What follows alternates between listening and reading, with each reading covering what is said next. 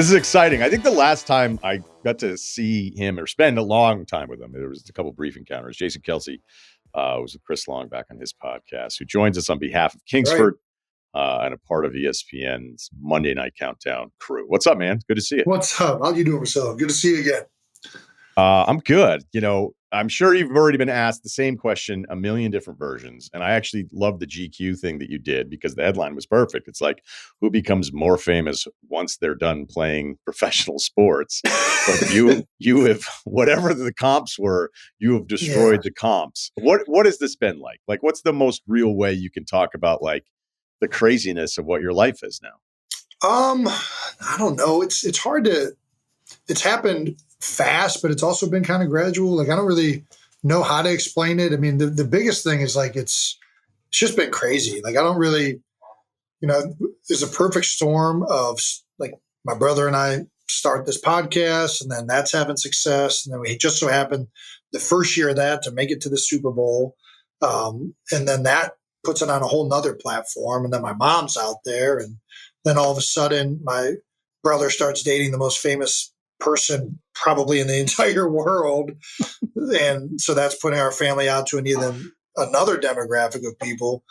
So all of these things happening have just led to just this insane, appetite for information and news involving my family. And it's been interesting. It's been great in a lot of ways, and also kind of intrusive, to say the least, in others. But I think for the most part, it's been great. Yeah.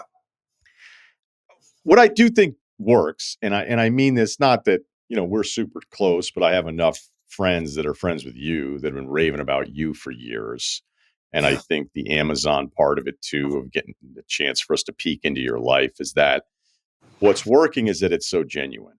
Like, sure, there's the brother side of it, but there's a part of it with you where it's almost hard to be the humble O lineman because everybody just assumes they're all this. But once we actually like get to know you a little bit more intimately, I think that's where it's like, hey, I'm rooting for this kind of person. And I think that's what's clicked for you. Well, I appreciate it. I mean, I'm trying to remain that way. I think trying to just be myself is what I'm always trying to do. And, the offensive line position by nature, I think you can't survive. It's hard to survive as an offensive lineman if you do take yourself way too seriously and you're like this larger than life. Like, I think that for the most part, the offensive line room will do a really good job of humbling you if you get a little bit too big for your britches. So it's definitely, I think that some of that is just the nature of the position for sure. Yeah, I was listening. I think it was you and Chris, and it was Lane, it was Jordan, and it was really good. I was actually road tripping out in Canada, so I kept throwing on the episodes, and I listened to that one from start to finish, and I'm thinking like, here's Jordan with his crazy story, and then Lane is made out of a lab, and then your entire deal. And all I could think of was, one, I was incredibly jealous because I was like, it must be awesome to have like teammates in your 30s. Most of us don't, right? Yeah. But I do think that there's a real part of like the success and failures of teams of making sure the guys that have already been there are telling the new guys, this is how we do things. And for sure. And I think it's a super easy thing to say, but it's a harder thing to execute. It's a harder thing to execute, and it takes those guys got to be special guys. And I think like when we won the Super Bowl, we were really fortunate to get Chris Long, and we had Malcolm Jenkins was already on the team, and we had Torrey Smith, and having those veteran pieces that have already climbed the mountaintop and have seen a lot of different, not just teams, but like players and like pitfalls of players. And it's really important to have a guy that in most of the part in each room that can connect with everybody and that people are gravitated to and that they respect his opinion and that whatever he says is coming from the right place. And we were really fortunate in Philly to have that for a long time.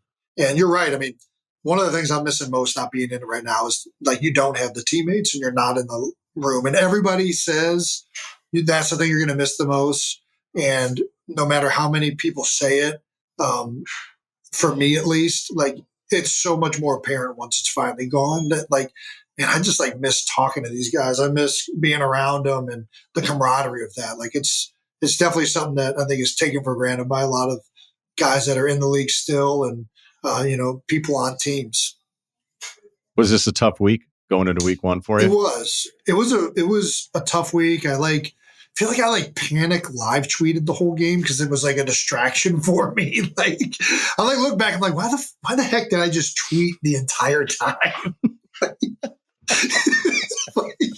But it was, it was a weird one to sit there and watch all the guys go out there, and then it was also weird to see myself on Monday Night Countdown, and it all kind of hit full head this past week, and it's gonna probably even magnify that much more this week, Monday Night Football, being in Philadelphia for sure.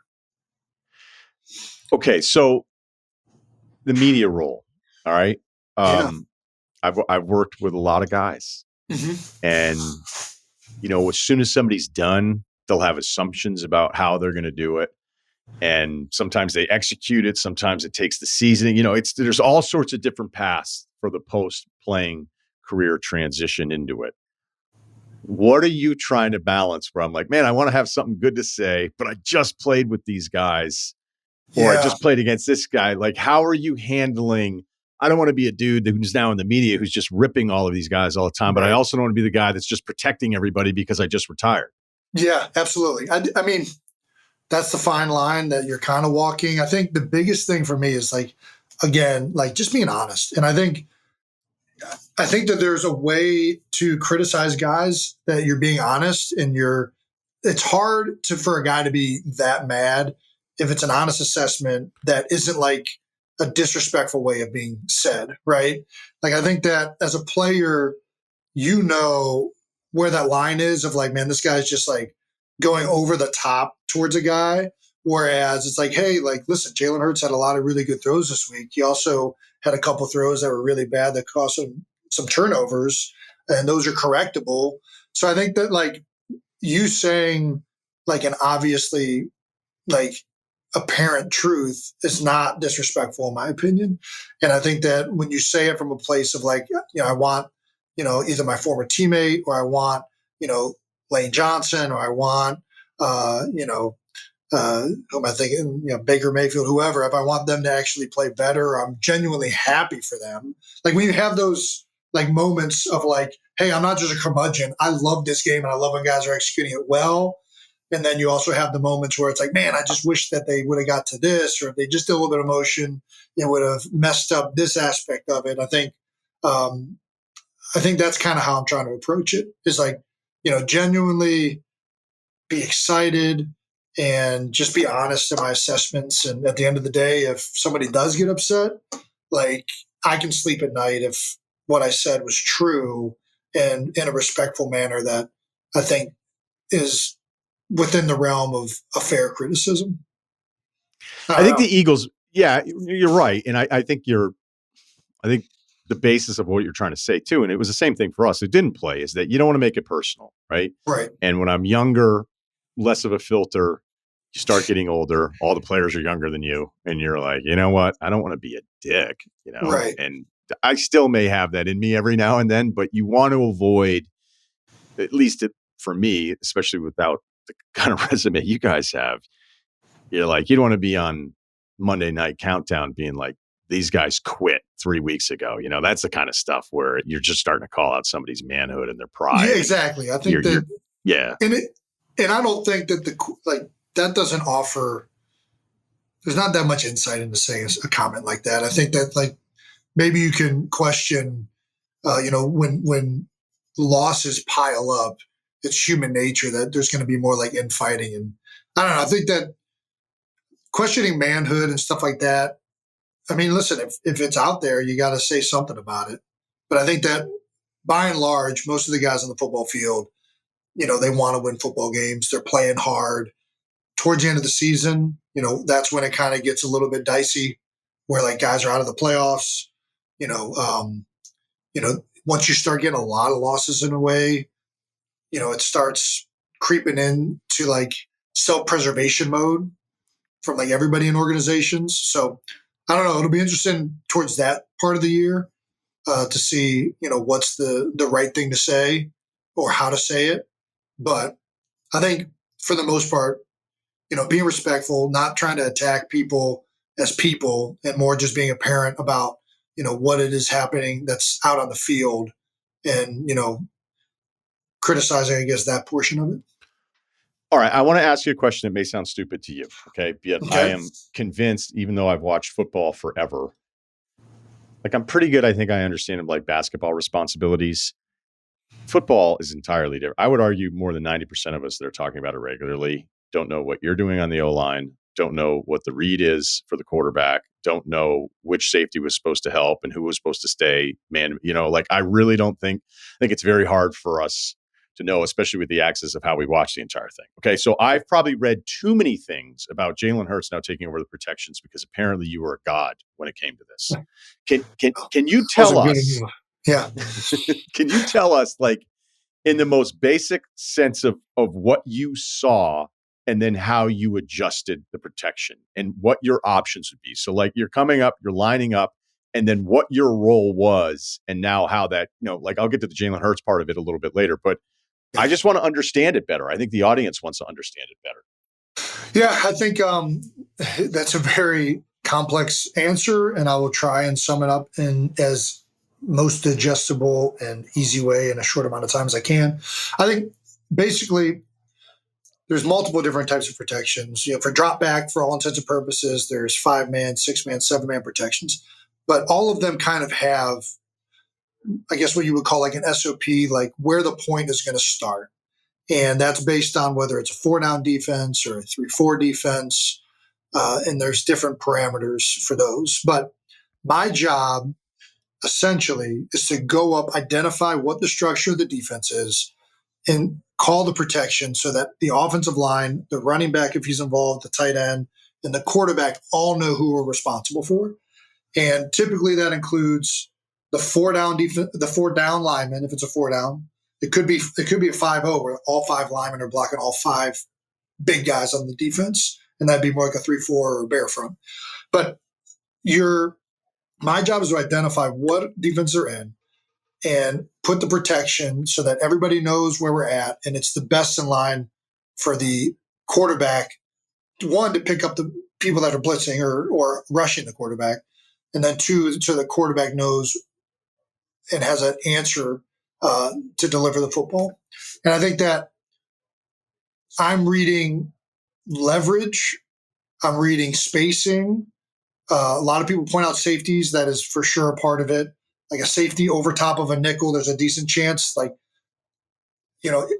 I'm thinking of, okay, this is a better question. I'm thinking of where the this is awesome, by the way. Keep going. I like it. I am thinking of where the eligible pass receivers are, right?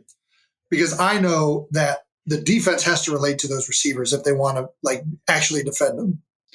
So based on leverage of where they are in the field, whether safeties are in a position to come down and play those guys, whether linebackers are pushed over in the direction of certain players, whether D linemen are changing gaps because another guy's going to be responsible over here. I'm factoring all that information to try to determine if they're going to rush another person outside of the down lineman, basically blitz. And I'm kind of playing a numbers game of this is based on that alignment, this is the most likely person that can come. And all of that ideally is being done with the quarterback understanding it or doing it himself, right? And if that's wrong, you have another answer someplace else. And I think that this is where Jalen doing it is really going to help. Like, I think when I did it, if it's a 7-man protection, there's a very unlikely chance that you're going to be hot because you have 7 blockers. Unless it's a 0 blitz, then you're always going to be hot in 0. Well, not always, but they should have more rushers than you can block in 0 blitz. And that requires a different level of adjustments, which is like checking the play and getting to quick screens or these sprint outs and other things. But for 6-man protection, usually I'm very good at setting that basic starting point and not being hot. What we saw later in the year is teams would build up what we call them like 8 up fronts, but you put if there's 7 defenders in a 6-man protection, I feel really good at figuring that out. Once you add another element, now all of a sudden it's like, okay, I can take care of one of these sides. You need to feel really comfortable throwing off of one of these sides if that's not right. And that's what we went into the last part of the year. We faced Wink Martindale and Todd Bowles, who are great defensive coordinators and great blitzers. And they got after us. And I think that, I think at that point, whether the center's controlling it or the quarterback's controlling it, whoever's controlling it, it needs to be tied in to having an answer if that initial point is wrong. You can't just count on, no matter who is and how good they are at assessing blitzers, that you're going to pick it up at a high percentage. And I think that we saw it last week with Jalen. He wasn't really tested from like these extreme pressures. He had one pressure that I would consider like that's like they end up running a saw pressure and dropping 2 D tackles out. And I was like, that's one that you're probably going to be hot on because it messes with the count. And supposedly, I think they might have actually been in protection to pick it up. I haven't cleared that with Stout, but regardless, he felt that it was unblocked, drifted, and threw it to A.J. Brown right away. And it was just a great moment of when the quarterback controls it, even when they're wrong, they're aware of it, and they should know where to throw the ball. And even if it's not a completion, at least the ball's out, and maybe it's 3rd down. Worst case scenario, you're punting, but you're reducing these severely negative plays. And now Jalen is thinking about it continually, and it should accelerate his vision across the board with all of them. And it did. I mean, even when it was just single backer blitzes, you could tell he had awareness of it. And I think at a higher level than he did probably the previous few years of his career. So, yeah, I don't know if that answers your question. I'm trying to it's a very not only does it answer it, Jason, though, because I was thinking about like different things, like you're breaking the huddle. There's no preset protection plan. It's like, let's see, and then adjust our protection to that and hope that I'm getting it right. And the good ones are the guys like you that were getting it right more often than not. But you're not changing it so much that all of a sudden, because I'll see a play, right? I'll see a tackle lose to somebody on the edge. Yeah. And if I see him lose, I go, boy, it looks like he got beat. And I'm now reluctant to ever tweet, hey, and I don't want to just tweet like, hey, left tackle's getting his ass kicked all day today or something like that. But the second you say something about protection, then former offensive linemen are going to line up on Twitter and tell you that you don't know them. And sometimes you just go, are you okay? I understand there's a lot I don't know, but are you so defensive as a member of the O-line gang that like you can't just admit that I think a tackle got beat. Like there was no one else on the side. I think the guy just got beat. There's not like there'd be protection where you'd be pulling the guard outside or something. Like, what are you talking about? There are some. I think. Would you change the protection into somebody pulling though? Like that's where I start to wonder. If you're making an adjustment, like if a guard was pulling in like a play action protection or like a boot, that would be called, and that's going to happen regardless of what happens in the line of scrimmage. That's already designed, right? Yeah, that's already the design of the play. Right. Yeah, the changing comes down to like where the offensive line and the center, who those guys are blocking, and then that, as a result, that changes who the running back has and who the quarterback's out off of, and that's how that happens. But I do think most of the time, most offensive linemen on Twitter who are vouching for other linemen, I think that they are probably bringing up valid points. So I would have to see these plays specifically. Exactly. There's a lot of ones where like, there's a shift involved, right? Which is like the man side of a 5-man protection is involved with blocking those 2 D linemen, but the tackle also has to sift the inside backer who's off the ball. And I see a lot of guys get that one wrong on like even like commentators, right? Like you'll see, but you'll see a commentator say something. He's like, oh, that's not. He doesn't know that the tackle's sifting and that he's not supposed to block the end, or that they're like, oh, I'm trying to think of like another one, like. Well, God forbid you ever call something an RPO and it's not an RPO. I mean, dude, that just. You will have the offensive line contingency. Mitchell Schwartz will be down your throat. He's just no. Wait, Jeff will be off the top rope before. I could bet somebody like $10 and be like, "You want to see Jeff Schwartz tweet at me in the next hour?" He's gonna have his little pen. Right. He's just gonna whatever. But the funny thing is like at one point I was like, okay, I know what an RPO is. I've got it. Yeah. Like makes a Yeah. lot of sense. You're kind of lining it up on this side. I can see the different levels of the decisions. I've got it. And then 2 years later, I'm like, have I been lying this whole time? I don't, because you're like, that's not an RPO. I'm like, I don't even give a shit. They look the same. Yeah. Like, I don't care. And that one, like, it changes so much. Like, even when those first started coming in, like at first it was like all zone read and you're reading the end. And then all of a sudden RPOs started happening. Now you're reading linebackers. And now they're like, people call it like an RPR. And I'm like, what the fuck is the difference between an RPR and an RPO? And like, so it all like, it does evolve like very quickly. And then like something that like looks very much like an RPO all of a sudden is like, no, that's just like a play action or it's just some other thing. And it is hard to tell the difference for sure. So I'm with you on that. Yeah. Because when they first started popping, I was like, I love this play. Like this makes sense. I think I saw Auburn doing it. And I went, what a brilliant play of like how hard the decision is for the linebacker, or really anybody out in the open on that side. Like you didn't even know what to do. And then it was like, no, now that's not what those things are. All right, a couple quick things before we let you go. I know you've had a long day here, and thanks to Kingsford and everybody being involved. I didn't think part of my prep today would be whether or not, if you were getting the charcoal white hot enough and using a side smoker, but I'm psyched I have that research for when we're hanging out socially. I'll have some nice icebreakers next time I see you. Perfect. Did the tush push make you retire at the bottom of all of those piles? No, the tush push is like, honestly, it looks gruesome and it is a lot of weight. But that was one that I was still executing at a really high level. I think I could still go out there and tush push it. It would be miserable, but I could still get that done. What forced me into retirement was knees that no longer want to block guys like Vita Vea and elbows that continually pop and get stuck in certain places. So those are the things.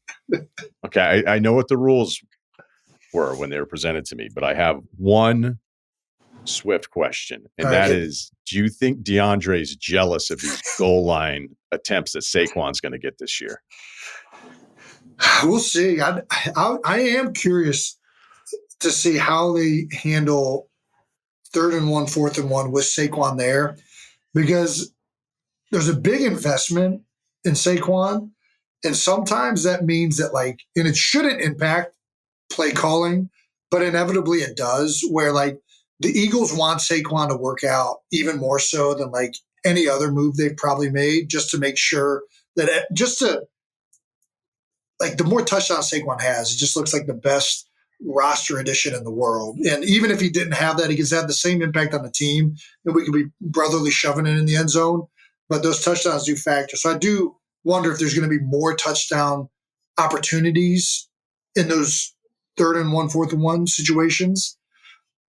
I do think DeAndre was very frustrated last year when he would get brought down at the 1 yard line. I'm rightfully so. I mean, he came back to the huddle one time and I'm like, brother, I am so sorry that you didn't just get in there.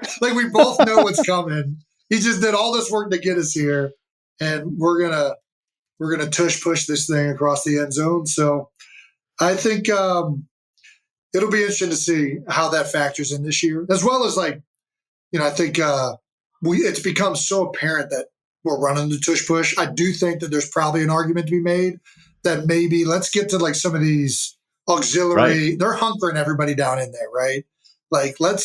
There is literally nobody outside the tight end over here. We probably should maybe just run it over there once or twice to keep everybody honest. What a sincere answer for a question that I was obviously just.